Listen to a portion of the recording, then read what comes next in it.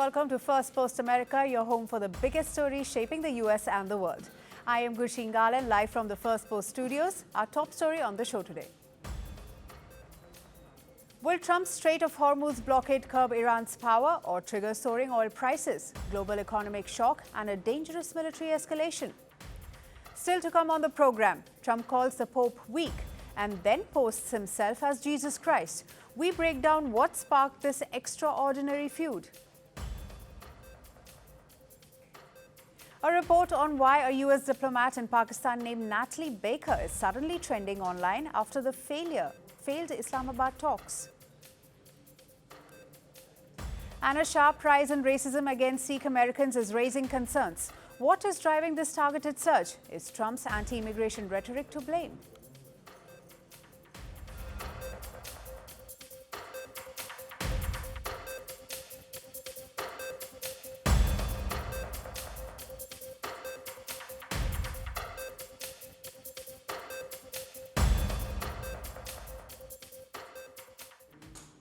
Donald Trump has made a big and risky announcement. The US will start a naval blockade in the Strait of Hormuz. This comes after ceasefire talks with Iran failed over the weekend. Let's break this simply. The Strait of Hormuz is extremely important. Nearly 20% of the world's oil passes through this narrow waterway. So anything that happens here affects global fuel prices very quickly. And right now, Iran has not fully closed the strait, but it has been controlling it. Some ships are allowed through, others are delayed. Reports say Iran is even charging up to $2 million per ship. At the same time, Iran is also still sending its own oil out. And this is where Trump's move comes in.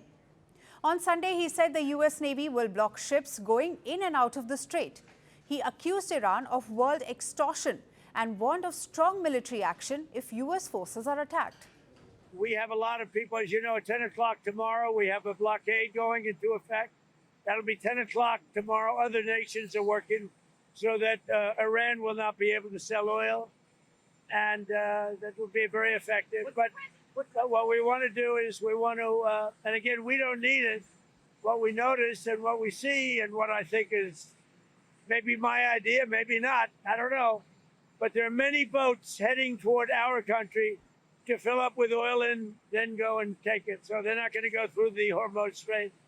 And ultimately that'll be corrected. But in the meantime, they're using us. We have more oil because of drill, baby, drill. We have more oil than Russia and Saudi Arabia put together. But within hours, the plan changed slightly.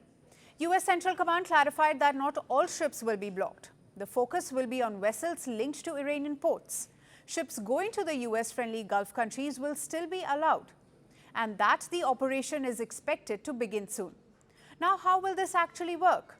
The US has not shared full details, but experts say the Navy will likely avoid firing at oil tankers. That could cause a massive environmental disaster.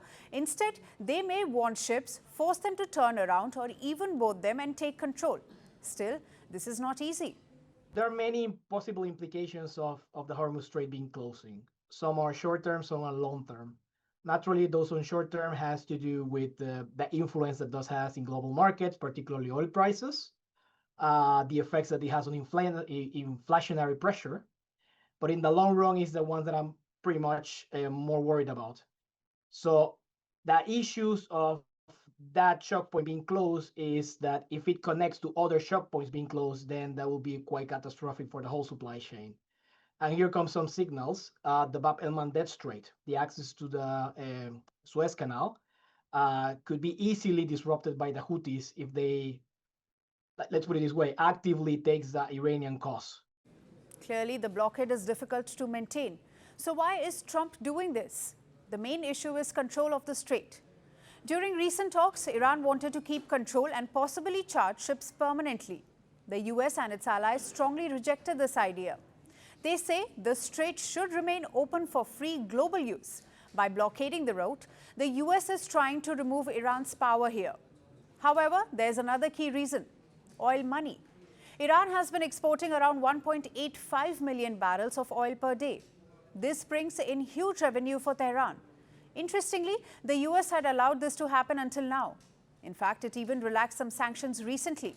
Around 140 million barrels of Iranian oil were allowed to be sold. This was done to keep global oil supply steady and avoid price spikes. But this also meant Iran was making money during the war. Now Trump is changing that approach.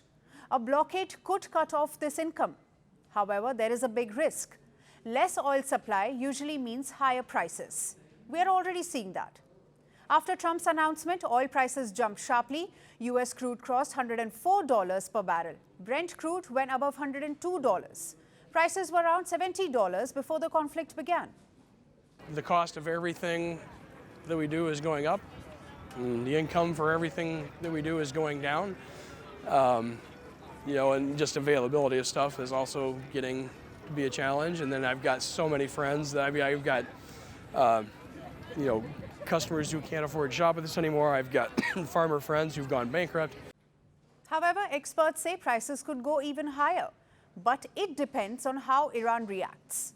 If Iran or its allies target other oil routes, the situation could worsen quickly. But there is also a risk to the ceasefire. Iran's Revolutionary Guards have warned that any US blockade will be seen as a violation. They say they will respond strongly. Iran also insists the strait is still under its control. Meanwhile, Trump has also hinted that US strikes inside Iran could resume. Reports suggest military options are being considered again. So where does this leave things? Because just days ago, there was hope that talks would calm the situation. Markets were optimistic. That mood has now changed. Everything now depends on the next move. If the blockade works, it could weaken Iran and reopen the strait fully. That might stabilize oil prices later. But if tensions rise, this could turn into a bigger crisis. Oil prices could surge, global markets could take another hit. In simple terms, this is a high-risk gamble. And right now, the whole world is watching what happens next. Now, to get us more perspective on this, we are joined by Nader Hashimi, who is a West Asia expert, joining us live from Washington, D.C. Welcome to the program. Beginning with, do you think this is a blockade strategic masterstroke by Donald Trump, or does it risk spiraling into a much bigger and more dangerous conflict in the region? The latter, not the former. When you talk about Donald Trump and masterstroke, you're, I think, putting a lot of hope in the foreign policy of Donald Trump. And as your introduction sort of mentioned, there's a lot of incoherency here, because during the context of the recent war with Iran, the United States lifted sanctions on Iranian oil in order to stabilize global oil prices. Now it's imposing a blockade on the same oil in the same country, suggesting that there's not a lot of coordination and coherence here. And Donald Trump has basically found himself in a box because of a policy that he's pursued that he hasn't thought out very clearly. And now he's responding to try and put a face-saving sort of presentation to the American public for this policy toward Iran that continues to unravel with every passing day. Right, but we're also seeing oil prices jump sharply. How much worse could this get for global markets and everyday consumers if tensions continue to rise in the Strait of Hormuz? Well, it could get much worse. As we're speaking right now, the blockade has begun. Iran has threatened that it's going to respond in kind, claiming that if it can't use its ports for trade and commerce, no other country in the region should be able to do that. So now the ball is very much in Iran's court to try and respond. And if it does respond, it's going to continue to raise oil prices and shock global markets, having deeply destabilizing effects. So we're still in the early phases of this. It could get much, much worse. And finally, before I let you go, with Iran warning of a strong response, how likely is it that this move could completely derail ceasefire efforts and lead to fresh military escalation? That possibility is there. My own view is that I think the United States has realized that the cost of pursuing further military activity against Iran outweighs the benefits. And that's why we're talking about naval blockade. In other words, economic pressure instead of military pressure. But with Donald Trump, you never know what can happen. So I would still leave that as an option, but a much less probability. On a scale of 1 to 10, I think resuming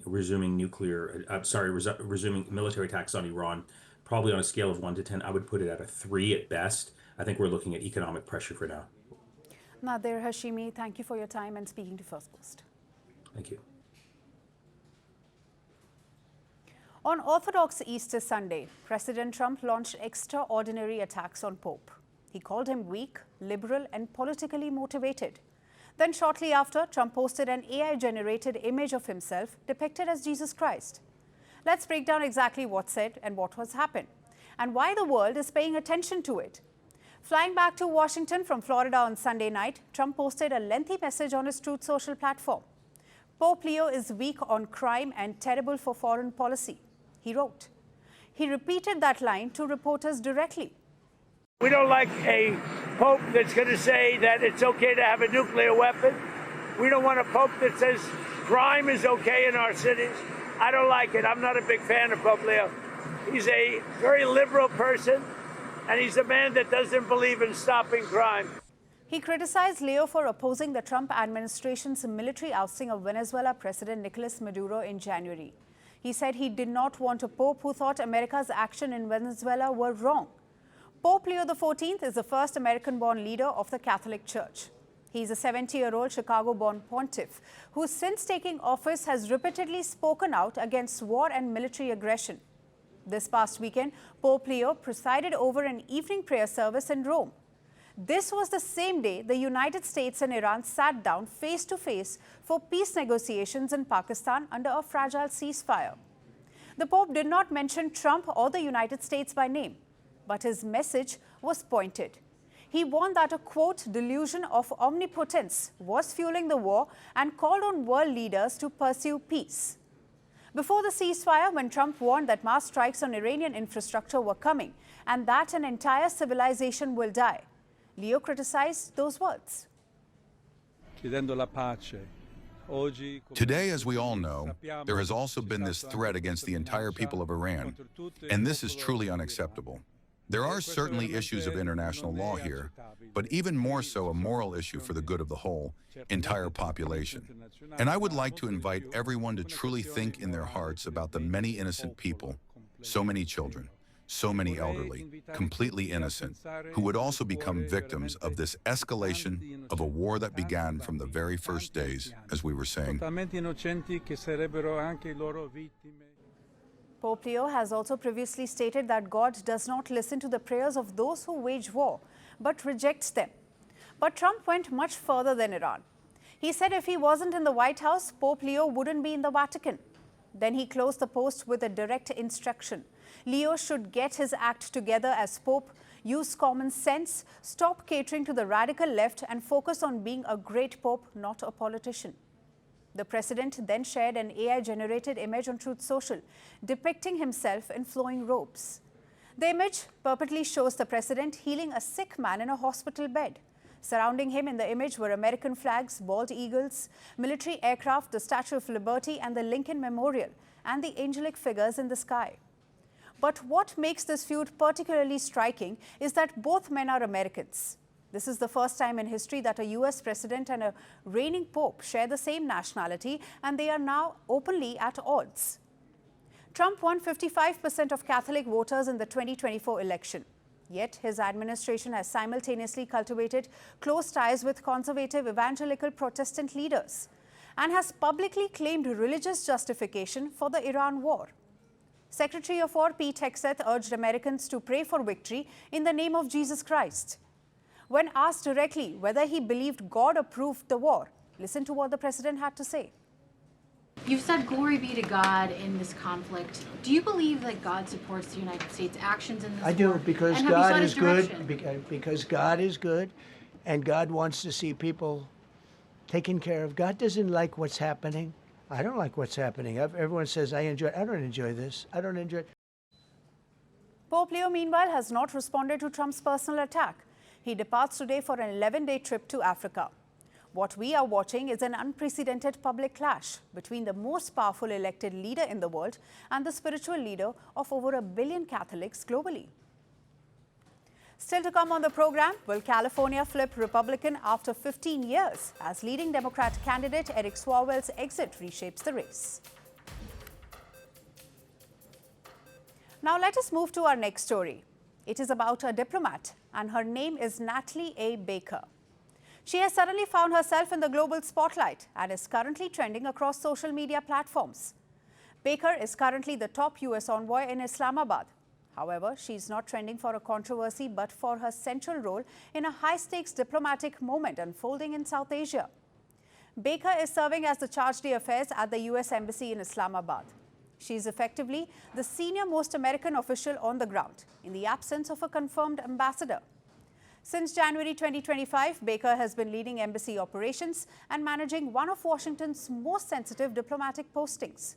A career member of the US Senior Foreign Service, Baker brings with her deep regional expertise, having worked across West Asia and North Africa, including stints in Libya, Kuwait, Qatar, and roles connected to Iran policy. Baker's sudden rise in online chatter is tied to the high-level back-channel diplomacy involving the United States and Iran with the recent failed talks that happened in Islamabad. As delegations from both sides arrived for talks, Baker was seen actively coordinating logistics, security, and diplomatic engagement. Her appearances on April 11, as officials from United States and Iran landed for discussions, triggered a wave of attention online. Images and clips of her overseeing proceedings quickly circulated, turning a typically behind-the-scenes role into a trending topic. This is not Baker's first with geopolitical flashpoints.